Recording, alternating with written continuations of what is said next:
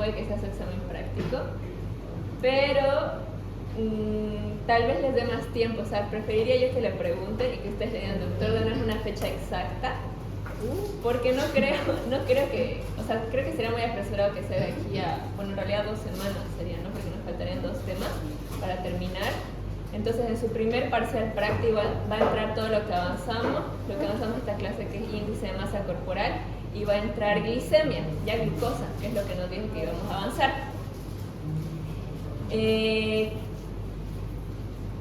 ¿Cómo va a hacer su examen el doctor? Bueno, nos explicó un poco. Creo que él le gustaría que las prácticas las hagan como si estuvieran con un paciente delante. Y bueno, también nos dijo que tal vez venga alguna práctica para explicarles, creo que sistema nervioso autónomo, creo que es lo que quiere explicar. Entonces, por eso les digo, no sé si de aquí a 2 semanas va a ser su examen, probablemente sea de aquí a más, pero para que vayan estudiando. Y sobre todo estos temas importantes que son reflejo, IMC y glucosa, ya. Eso denle mucha importancia, y como son cosas prácticas, como les digo, como el doctor quiere que ustedes actúen como si tuvieran un paciente delante, entonces estas 3 prácticas son sumamente importantes porque seguro van a entrar a su examen, ¿ya? Entonces, índice de masa corporal, todos sabemos qué es índice de masa corporal, ¿alguna vez hemos escuchado? Sí, ¿no? Ya. El IMC, como van a ver la abreviatura, es un indicador simple. ¿Por qué simple? Porque solo va a utilizar 2 parámetros. ¿Para qué? Para que nosotros podamos identificar el peso y la talla. El peso y la talla de nuestro paciente, y podamos identificar sobrepeso u obesidad, ¿ya? En los adultos, como dice ahí, este índice, este parámetro no se utiliza en los niños, solamente en los adultos, y en los adultos mayores se hace un pequeño cambio que vamos a hablar al final de la clase, ¿ya? Entonces, como ya saben, el IMC necesita que nosotros obtengamos el peso de nuestro paciente, y el peso en qué debe estar, en kilogramos, y la talla debe estar en metros. Se calcula el kilogramo entre metros al cuadrado. Según la Organización Mundial de la Salud, ¿cuál es el parámetro que te dice? Que a partir de un número igual o mayor a 25, tu paciente va a tener sobrepeso. Y a partir de un número igual o mayor de 30, va a tener obesidad. ¿Ya en 18, 25 o a 24.5? Ajá, ahorita nos 24.5. Entonces, este índice de masa corporal es una medida útil para identificar, como ya les dije, ¿no?, el sobrepeso, la obesidad de los pacientes, y te da una guía a nivel general, ¿ya? Porque nos puede servir para identificarlo en adultos de todas las edades, excepto, como les dije, excepto en niños y en adultos mayores, o sea, de la tercera edad. O mayor. Y también se utiliza para ambos sexos, para mujer y para hombre. Entonces, por eso es una guía muy utilizada mundialmente, porque es fácil de calcular y te da una base, una orientación con respecto a tu paciente. Pero solamente, como dice ahí, es un título indicativo, porque cada paciente puede tener un grosor diferente y una distribución diferente. ¿Ya? Entonces, para nosotros calcular esto, ¿qué debemos sacar? Como ya les dije, el peso y la altura, ¿no? En la práctica, tenemos a nuestro paciente, ahorita lo vamos a hacer, y debemos sacar estos 2 parámetros. No se olviden que la altura es en metros, no en centímetros, porque si se equivocan en eso les va a salir mal el resultado, ¿ya? Con respecto a la práctica en sí, les podría dar algunos parámetros, porque en realidad ustedes están en segundo año, pero recién en tercer año, en la materia de semiología, van a aprender a cómo hacer el trato con el paciente. Entonces, yo creo que el doctor no va a ser muy exigente con eso, y nosotros tampoco, pero sí les podemos dar algunos parámetros para ustedes actuar con empatía frente a una persona, ¿no? Por ejemplo, siempre está el saludo, la presentación, y como en la anterior clase, en la clase de reflejos, les dije esto del del consentimiento, entonces siempre se debe informar al paciente, ¿no? Le saludas, te presentas y haces que el paciente se sienta en confianza contigo, eso es lo importante, ¿no? En relación médico-paciente.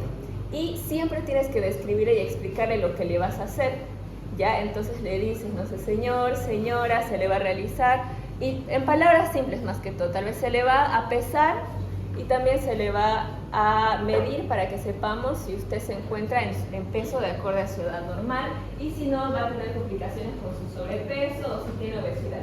Entonces, la fórmula, ya la sabemos, ahí está, fácil, ¿no? Es altura al cuadrado, ¿ya? Entonces, por ejemplo, digamos, peso, yo que sé, 60 y pondría 60 kilogramos y abajo pondría, digamos, que mido 1,65, ¿no? 1,65 y eso al cuadrado, ¿ya? Y entonces, ¿cuáles serían los valores normales en el índice de masa corporal? Ahí está. El valor normal, es decir, toda persona tiene que llegar a, como dice, 18.5 hasta 24.9.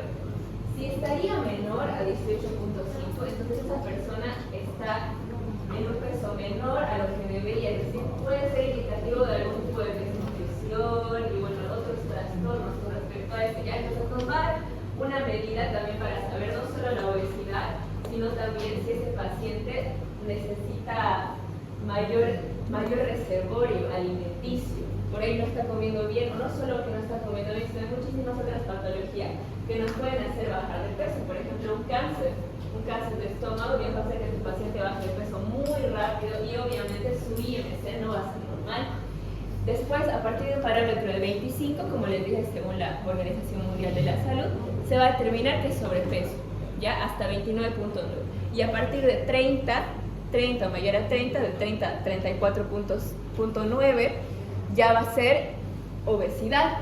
Pero, bueno, ustedes me pueden decir sobrepeso y obesidad y hasta ahí yo me quedo tranquila, ¿ya? Pero aquí también les puse un parámetro para identificar cuándo es obesidad tipo 1, que sería hasta 34.9, obesidad tipo 2, a partir de 35 a 39.9, y ya es tipo 3, o sea, sería una obesidad mórbida cuando es a partir de 40, ¿ya? Entonces, estamos hablando de que este IMC solo utiliza dos parámetros, ¿no? Kilogramo y medio.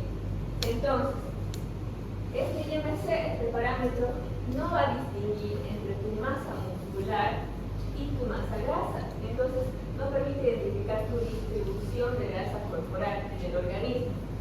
Y por lo tanto, no es el único indicador de obesidad. Creo que este año salió un artículo que hablaba sobre esto y nos decía que podemos utilizar otros parámetros para identificar si una persona de verdad se encuentra en obesidad o no. Y nos decía, por ejemplo, hay muchos otros, ¿no? Por ejemplo, la circunferencia de cintura, otros que utilizan distribución de grasa, signos y síntomas del paciente y también el examen físico que tú le haces, la inspección con respecto a tus ojos, nos puede dar una guía si ese paciente de verdad está en sobrepeso o de verdad está en obesidad. Entonces, como les decía, este artículo que salió mencionaba algo que se llama obesidad preclínica y obesidad clínica. Ya es importante que nosotros leamos tal vez algunos artículos o cosas nuevas que salen, porque imagínense, digamos, que están estudiando ahorita IMC, ¿no? En segundo año. Y ya cuando salgan, pues las cosas ya van a haber cambiado un montón, ¿no? Entonces creo que, o sea, igual yo estudié IMC cuando estaba en segundo y ya este año sale una información nueva que me dice que el IMC no va a ser el único indicador de sobrepeso y obesidad. Entonces por eso les puse esto, para que más o menos vayan viendo esto de los nuevos avances. Entonces lo que les hablaba, obesidad preclínica. Clínica significa más o menos, yo les pondré un parámetro de signos y síntomas. Cuando les digo clínica, piensen en signos y síntomas, ¿ya? Preclínica, entonces sería que un paciente con aumento de grasa, pero que no presenta signos y síntomas. Entonces, ¿qué significa que no presenta signos y síntomas? Que sus órganos no están comprometidos, o sea, que sus órganos funcionan normal, que todas sus funciones están normal, regularmente como tiene que ser. En cambio, una obesidad clínica ya presentaría signos y síntomas, es decir, que ya sus órganos están comprometidos.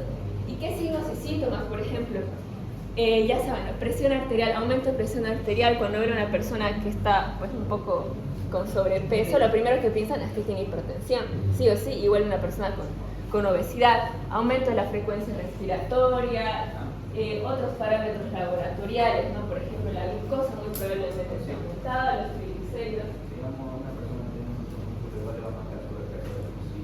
Ajá, exacto. Pero y eso sería contraproducente. Ajá, ahorita vamos a hablar de eso. Entonces,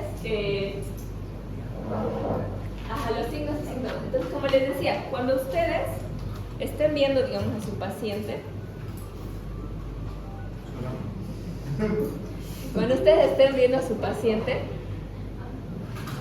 les dije, ¿no? Introducción, yo me presento, explico lo que vamos a hacer al paciente y pregunto si tiene el consentimiento, ¿no? Porque si el paciente dice que no, yo no le puedo hacer nada, prácticamente.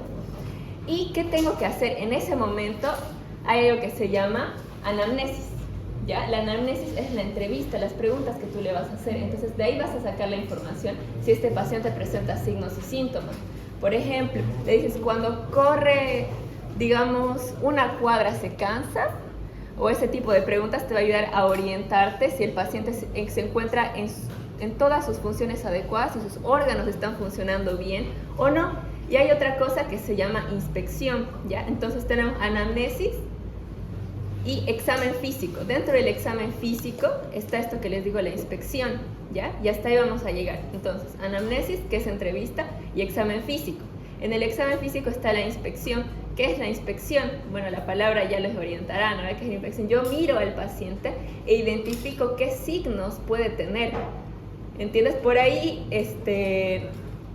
como dice mi compañero, el IMC, como les dije, no distingue entre masa grasa o masa muscular. Entonces, me salió un IMC de 26, que ya sería sobrepeso.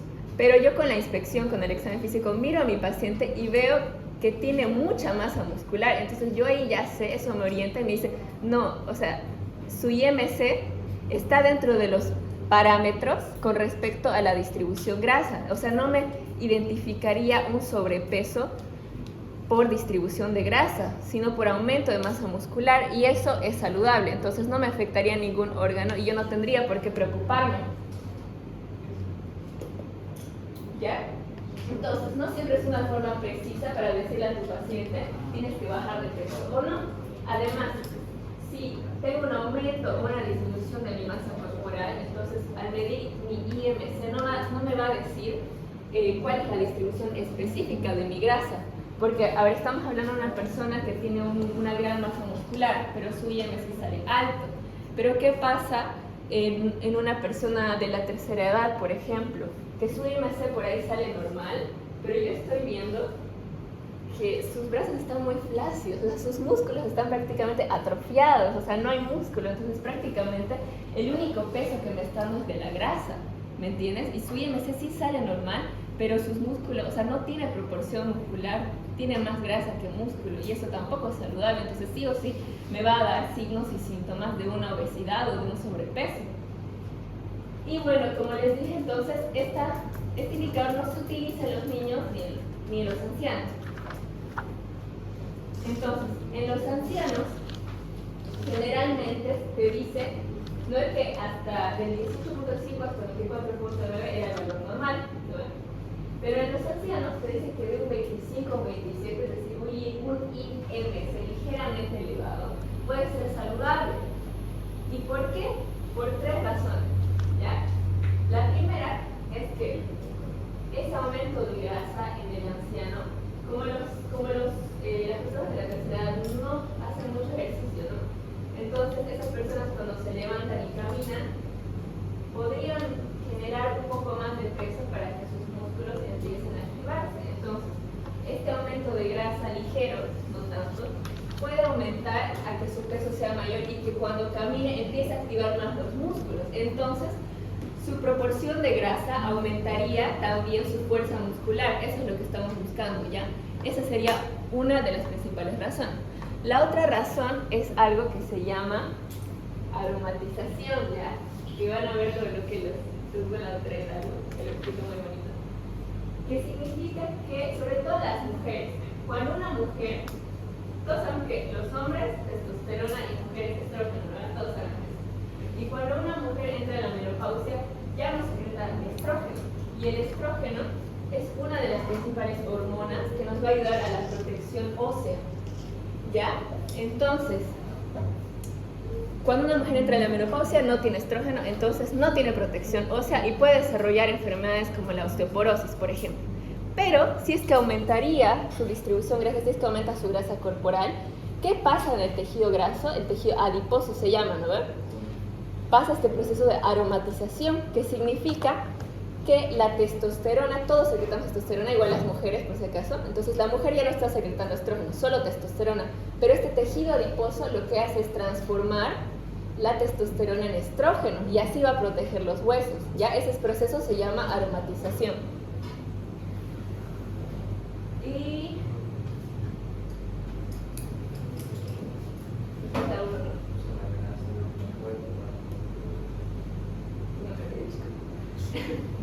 Son plaquitas cuando llegan a ser.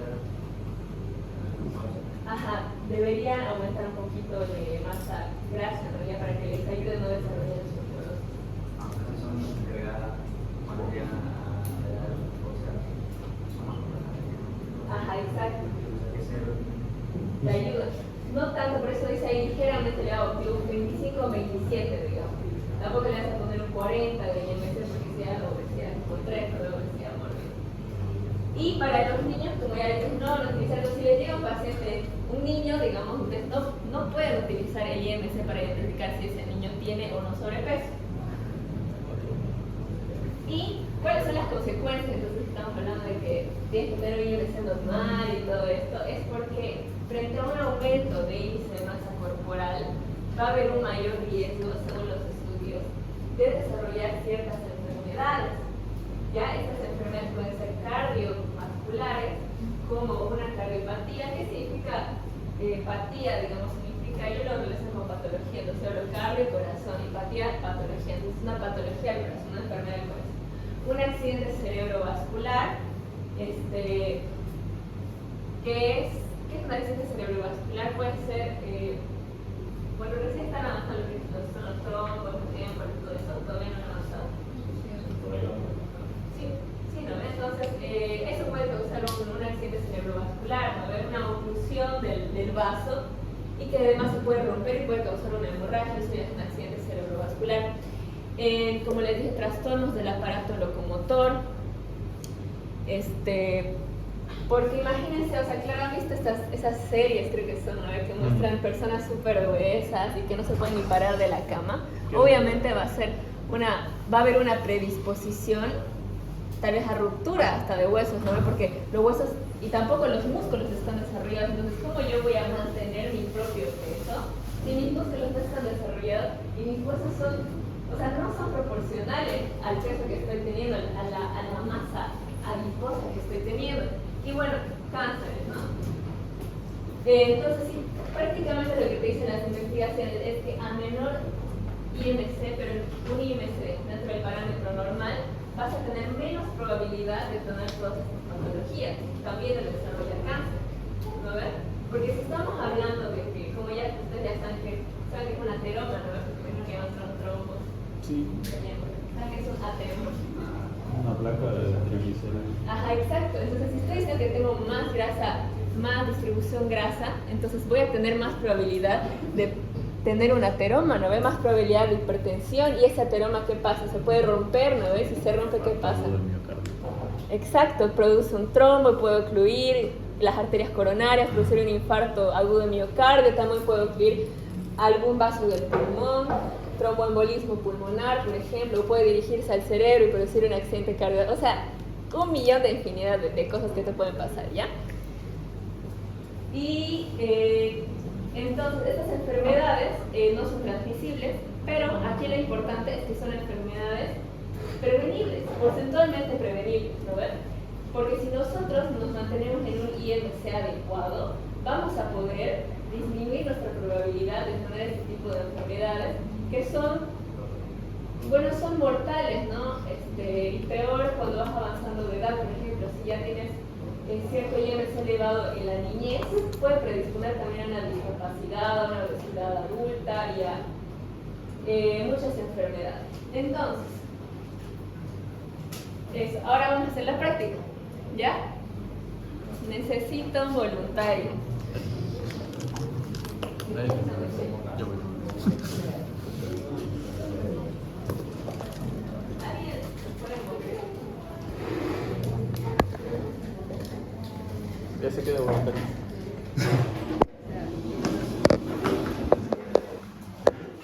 ¿Quién quiere ser voluntario? ¿Quién sabe su altura? Yo. Ya, ven. Bueno.